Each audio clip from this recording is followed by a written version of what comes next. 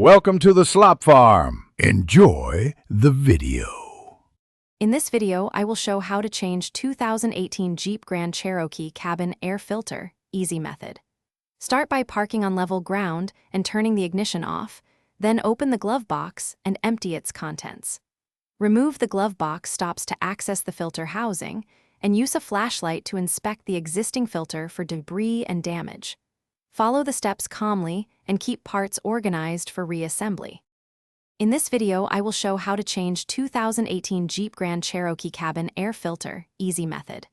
Lay out the new filter, screwdriver, flashlight, and cloth in an organized spot near the passenger door. Confirm the replacement filter orientation arrow points toward the cabin before removing the old filter. Working with good light and a clean workspace makes the swap quick and less frustrating, so take a moment to prepare properly. In this video, I will show how to change 2018 Jeep Grand Cherokee cabin air filter, easy method.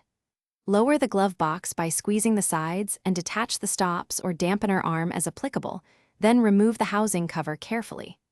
Note the filter orientation and pull the old filter straight out, watching for trapped debris in the housing.